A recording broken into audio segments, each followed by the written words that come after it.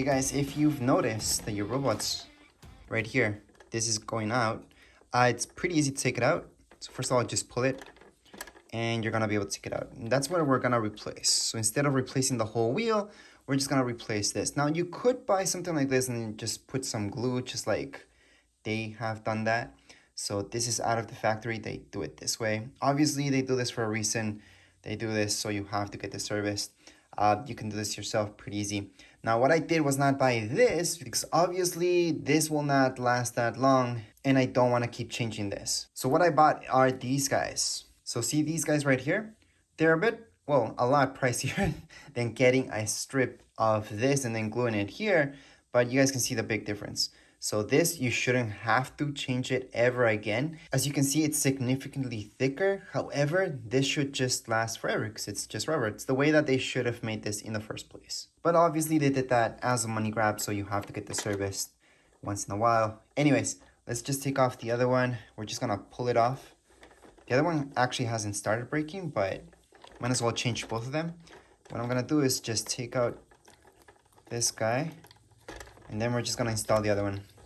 They're pretty easy to just take out. I would usually say clean it up really well. However, I do like some of the stickiness that's left behind to install these guys. It should be fairly easy to install them in there.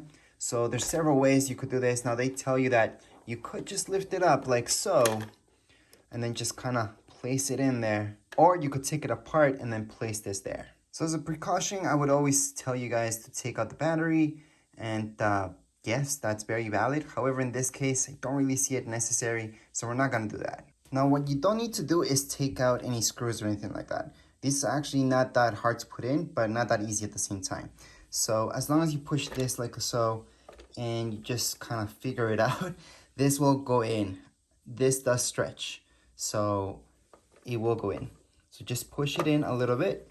So you're gonna have to struggle just a tad, and just push this in first in there, and then just gonna rotate that tire in there. So you might have to change positions as you go, but you will notice that if you rotate your tire and you keep putting this in there, it's gonna all of a sudden be done. So just keep pushing, keep rotating that tire as you put this on, and then all of a sudden you're all done. So it's not easy, but it's not hard. So we're just almost done with this. And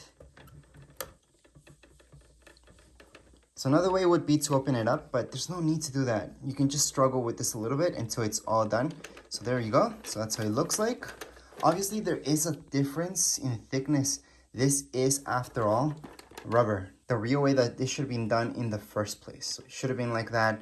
And now we are all done. So that's how it should look. As you guys can see, just rotate your tires around just to see that everything looks fine. And here we go. At this point, we can just go on and place a cloth over this and just use it like we always used to.